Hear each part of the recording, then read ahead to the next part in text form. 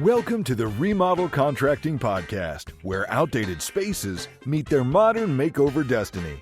Hosted by Jeff Bass, general contractor, home renovation expert, and guy who firmly believes your avocado green bathroom has gotta go.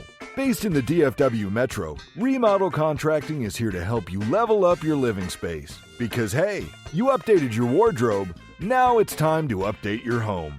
Expect more, live better. Let's remodel.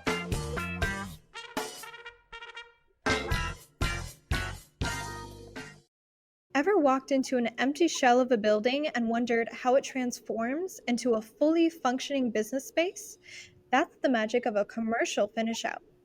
Welcome back, everyone. I'm Sophia Yvette, co-host / producer, back in the studio with general contractor and home renovation expert, Jeff Bass. Jeff, how's it going? Doing wonderful, Sophia. Great to be here today. And that's great to hear, Jeff. So our listeners want to know, what is commercial finish out and how does it work?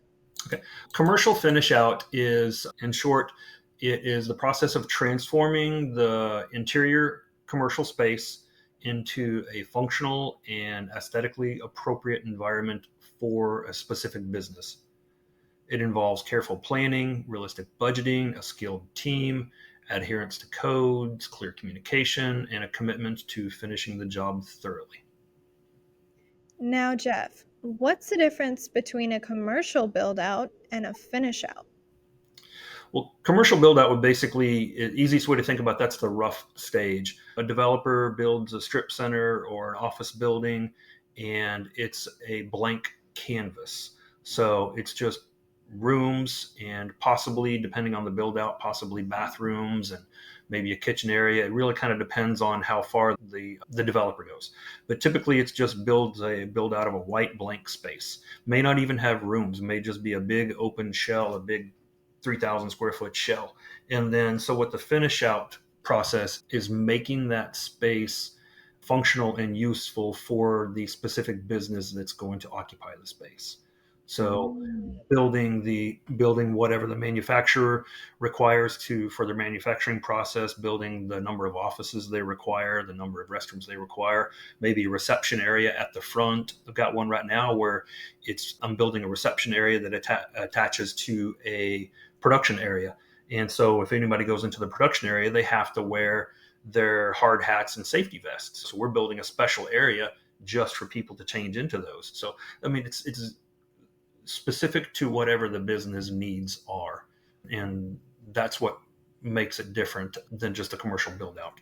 It makes the space more specific for the business. Understood. Now, what are the biggest challenges businesses face during a commercial finish out? I'm sure there's a few. Yeah, there's always the budget. Budget's always something to focus on. When you have your architect's going to he's going to draw out the plans that you ask him to draw out with no regard to budget.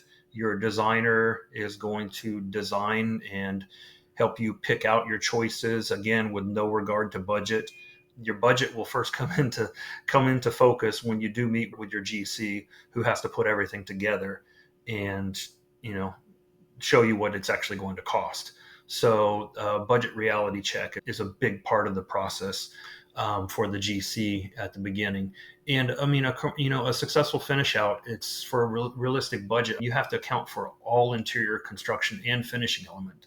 That includes not just the walls, the floors, the lighting, the paint, but also could include the furniture, the decorative wall features. I've got one right now. We're building a bar in the front of an office. I don't ask why they want a bar in their office, but they want a bar. So you have to take into consideration everything, and including different types of lighting for different areas, different styles of lighting, different types of flooring for different areas. There's a lot of things to consider. And then on every project, there's things to consider that make a commercial project different from a residential.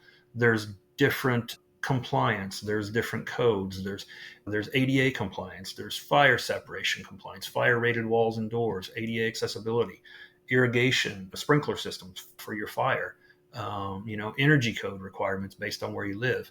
There's just so many things that make a commercial finish out different than a residential project. And you have to consider all of those in the budget and in the planning.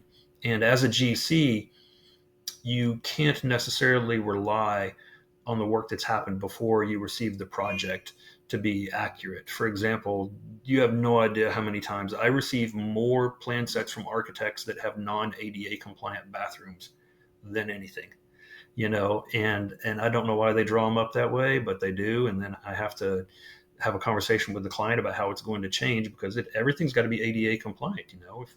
For a water fountain, hallway, any kind of access, bathrooms are the big one. So we have to consider all of these things and have those conversations with the client, and all of that affects the budget. Now, how long does a typical commercial finish out project take? Well, that's a loaded question, Sophia.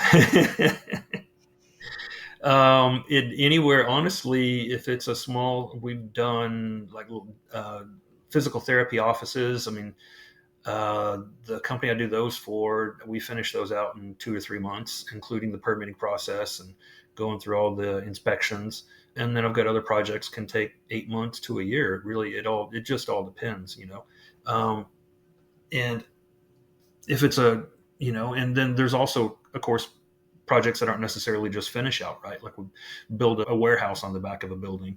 It's going to depend on how big the warehouse is and how much the weather affects when we pour concrete, if we can pour concrete or not. So there's a lot of things to consider, and we try to build that in. I let people know. I always build in extra time, and if we're not, and we have a schedule as well, right? So if the schedule is getting behind because of weather or supply chain issues or whatever the case may be, or if the client has to pause the project for any reason, we have a schedule and we can continue to move that schedule along and change that projection date if needed. But I mean, honestly, the real answer to how long a commercial project can take, whether it's finish out or the full project, I mean, anywhere from 2 months to a year.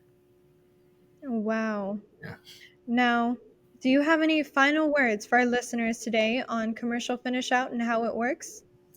Well, I'll tell you honestly, my commitment is to deliver a fully finished and functional commercial space that my clients can move in and operate seamlessly.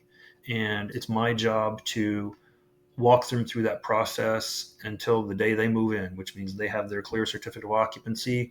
I'm right there with them, holding their hand and working through any anxieties or stress that they have, and letting them know that that the project's on the right track, and if it's not, what we're going to do to help it get back on the right track.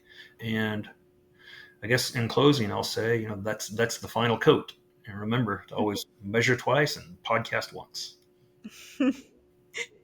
Thank you so much for that detailed explanation on commercial finish outs, Jeff. We'll catch you in your next episode, and have a fantastic rest of your day. Thank you for having me, Sophia. Appreciate you. That's a wrap for this episode of Remodel Contracting Podcast.